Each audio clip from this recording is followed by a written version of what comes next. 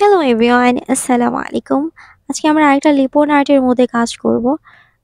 MDF বোর্ডের মধ্যে কাজ করব। তো ১ম এ দেখেন আমি ব্যাকগ্রাউন্ডটা করে নিয়েছি পুরা রেড কালারের মতো, খয়েরি কালার।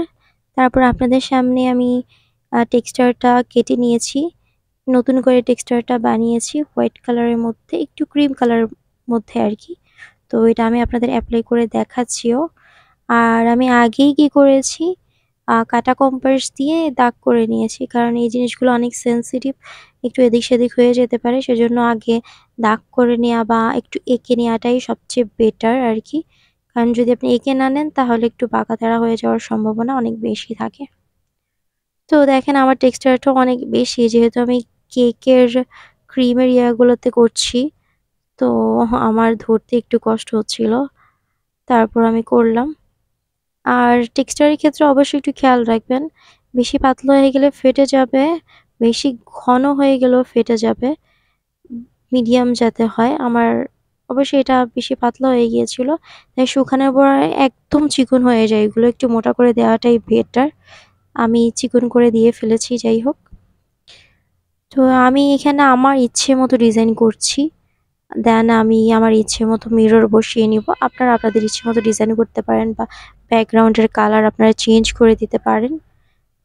আর যারা ক্লে নিয়ে কাজ করছেন তারা অবশ্যই টেক্সচার ইউজ না করে ক্লে ইউজ করতে পারেন। ক্লেটা দিয়ে ডিজাইনগুলো খুব সুন্দর হয় আর একটু মোটা হয় লেয়ারগুলো। বাট টেক্সচারটা আপনার ওইরকম থাকে না যেরকম ক্লেরগুলো থাকে। কিন্তু এটারও আরেকটা আলাদা সৌন্দর্য আরকি। আমার কাছে টেক্সচারটা একটু ভালো মনে হয়েছে। যেহেতু হাতে আঁকতে হবে, তো আমার কাছে এই জিনিসটা ভালো লেগেছে। তো আমি নিজের ইচ্ছে মতো আঁকাচ্ছি। আর ক্লের প্রতি আমার কেন জানি কোনো ইন্টারেস্ট নেই। যার কারণে আসলে আমি ক্লে ইউজ করছি না, এটাই। তো এইভাবে আমি পুরোটাতে আস্তে, আস্তে ডিজাইন করে ফেলবো। তো অলমোস্ট আমার ডিজাইন হয়ে গিয়েছে।